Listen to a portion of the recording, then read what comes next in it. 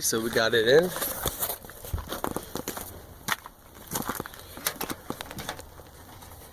I was actually surprised that worked. But what I'm going to do is I'm going to bring it down up underneath there. There's a little slot. I just wanted to get it up here a while. So before I go any further, let's see if I can show you guys. Right in there, I'm going to bring it through. Then I'll run it underneath here, right to the battery. And what we need to do is run it behind here, put it through right in here, take this boot off, take this panel off, and then run it, and I'll run it underneath the whole way back. Alright, then we get through back in here, take that boot off, run the wire through the boot. Alright, simple as that. Bring it out, you can't see well there, bring it out with those wires, then bring it under here, then I'll tuck it under the, brought the wire back underneath here, so it's under here, and we are ready. I loosen this up, just like that, ready to slide the wire in there, and bring it out under in there. And all you have to do is take off the one panel here. Again, you can see the wires ran up and through there. Like that. And then I'll pull it through. Just like that.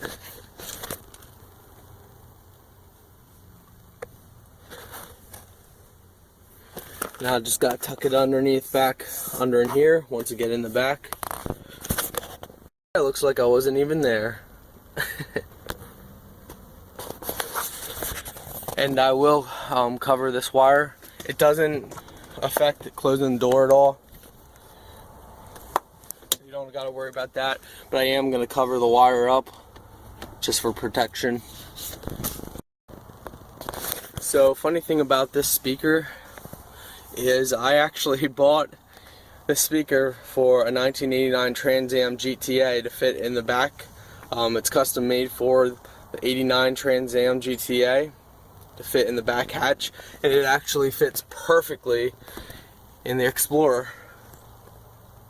It's a little messy back here, still got to hook up the amp and whatnot. Still got to hook up the CD player as well. Alright, so I fed it through there, got it out here, and now I'm cutting the wire because we are going to put on a fuse. Always smart to do that, and you want to do it pretty close to the battery. So what I'm simply going to do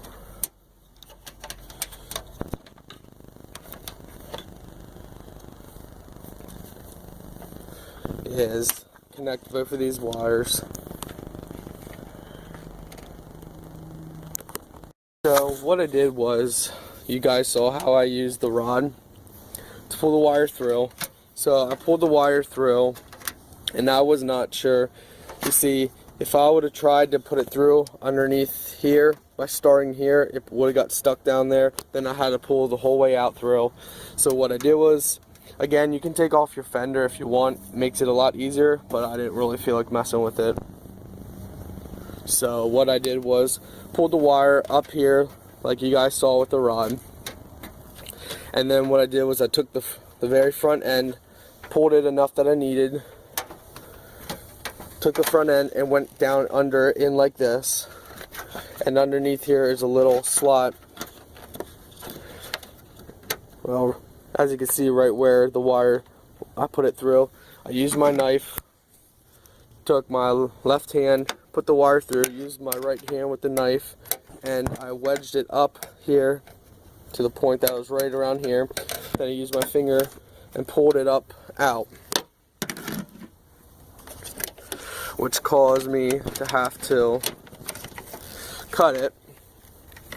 So now what I'm going to do, I'm going to splice these two together. I'm going to use a cap, that way these doesn't come apart. Then I'm going to pull it back, pull this and pull it back through under here so it's straight. And then I'm going to disconnect both of these, and that is where I'm gonna put my fuse, which I will mount it somewhere around here, maybe down there, we'll see. Now we pull. I'm just gonna push this down in here, make it a little easier.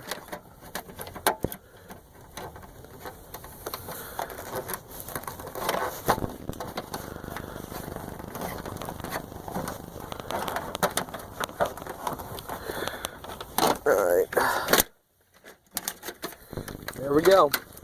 Now I got it down underneath here.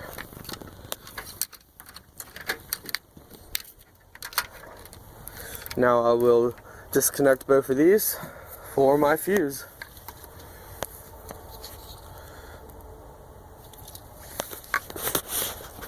I put this tubing on to protect it. I ran it through there that way because it's a little sharp through there, so in case it would have some wiggle and play over the years, it could eventually, I mean, probably won't even really move at all once I mount it in place. Probably going to mount the fuse pretty solid so the wire's not going to really go anywhere, but I just did it for extra safety. So got the fuse on. I electric taped both ends just in case it would come loose or whatnot. So now all I gotta do is simply loosen the bolt, stick it in between, and that's the amp wire for positive so far. So I just zip tied it. I tucked the fuse underneath so you can't see it. Zip tied this so there's no play other than just a little bit. And I'll put that on once I get the amp almost hooked up. Run the ground wire from the amp right through here and just mount it up to the body. I'm going to sand this down here. There's a screw. I'll put a screw through. So just go simply straight into there like that. So we got the positive wire and the ground all finished. I'm gonna tuck all these wires back in more. I'm just have these out for testing. For instance, this ground wire, this is actually gonna slide up underneath in here before I mount it, so it can go pretty much the whole way underneath. And this wire I'm going to run behind the amp so you won't even see that wire. The ground I'm also going to run behind the sub. Excuse me, same with the positive wire. I'm going to run behind the sub so the ground wire will come out right along here, so it's less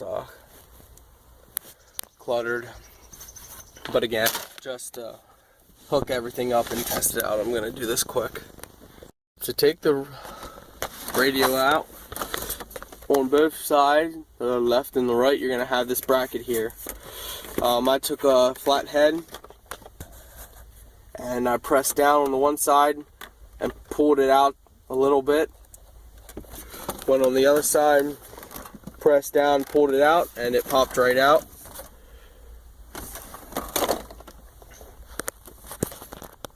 Just setting up the speaker wires.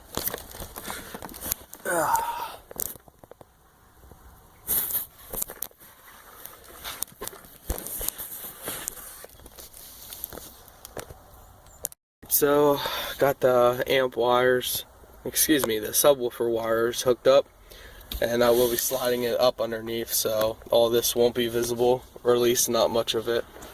This will still be visible, just so it can cool off better. It's going to be pretty cool because this is going to light up, which will light this up underneath here. But anyway. Hey guys, so finally got in the mail the plug I need and the dash kit for the radio. So you're going to notice that you can get one plug. Well, if your Explorer has two plugs, you might be a little confused, kind of like I was. So what I did was I looked online, and all the videos I see, everybody comes to the same problem. Two plugs, one plug. I have searched online about it, and I haven't really found an answer as to what this plug is and why you need it. But every video I've seen, they've used the plug they got, which does fit in correctly for that one, and their radio has worked fine. So I don't know.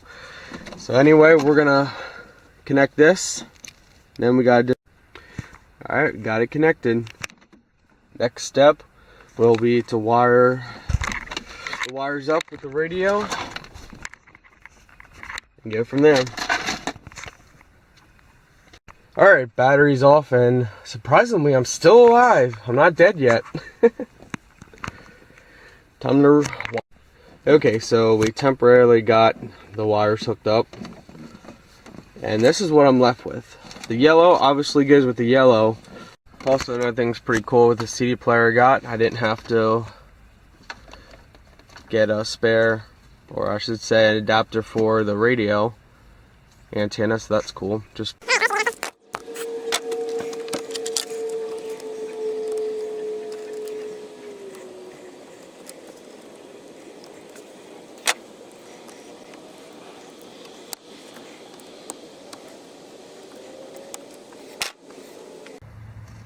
I wonder if my alarm's gonna go off when I connect it. Better have my remote handy. This might be loud.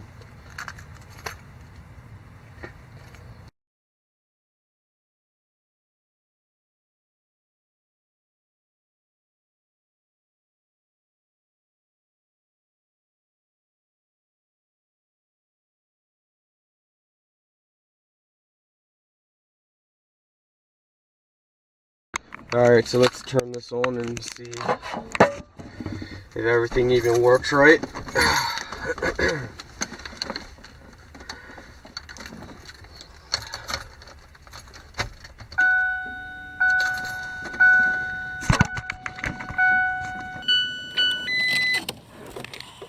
Let's see.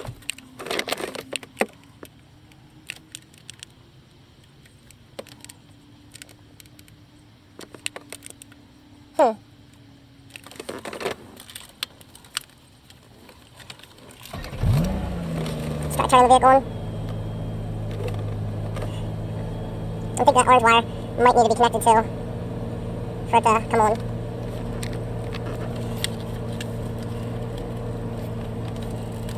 I completely forgot one thing when your radio doesn't turn on. What you always should check first is your radio fuse. My radio fuse, if you can see it, was blown at some point, so I believe I got a whole box of fuses somewhere. Alright guys, let's see if that narrow fuse did the trick.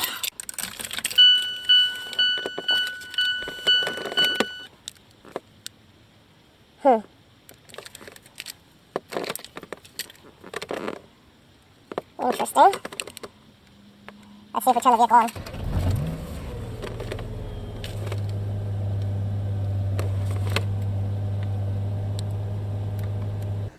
I heard it try and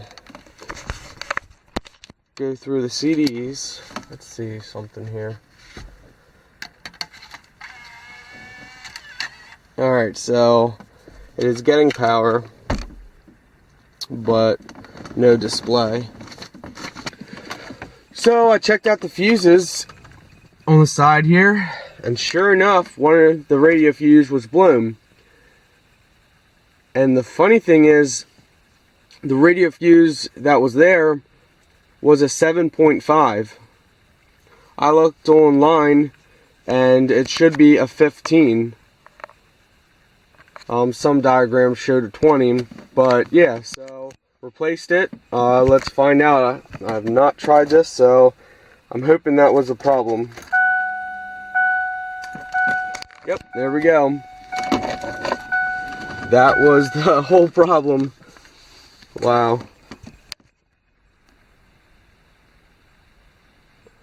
Very cool. I am glad I got that fixed. Now I can hook everything up. So yeah, I'll show you guys quick here. This aftermarket radio did not call for these wires. I have these left over. Dimmer wire. Some say you can connect it to other wires, but I'm not even dealing with it. I'll manually dim this if I want. So yeah, if your radio doesn't come on at all, no screen, but you have power, for example, by putting a CD in and out, if you have power to your radio and no display, first check your fuse in the back of your player and also the fuse in here. And online, got the amp wires on, everything's connected. I'm gonna do this a whole lot better. Instead of just electrical tape, I'm gonna use connectors, but I do not have them. I thought I'd have them from eBay by now, but oh well. But everything's on. Got the remote wire running. I want to hook up the remote wire with this switch. That way I can turn the amp on or off whenever I want. So if I do not want my subs, I can just turn it off. So I want to figure out where I want to put that. I'll probably just hook it up quickly just so I can get rolling with this. We're hooking up the whole unit kit that I bought off eBay, dash kit. That way it doesn't look all butchered up. So got it fit on pretty nice. Hopefully everything mounts up right. It's kind of flimsy. This bends, but whatever, you get what you pay for. Temporarily got it set up right here just to test it out. I'm eventually gonna mount it. I don't use this little slot, so I'm probably gonna mount it down in here so it's easy access. I did not put the radio in completely, as you can see, because I want to make sure everything's hooked up right. We know the radio works. I guess next step would be making sure the amp and everything's hooked up and the subs are hooked up. Due to copyright music, I'm going to test the subs, but I'm going to edit the music out that's playing on my CD. So you're not going to be able to hear the subs. You can see if they're working or not. I will do a separate video when I'm not worried about copyright music after this video to show how the subs are and how they work, but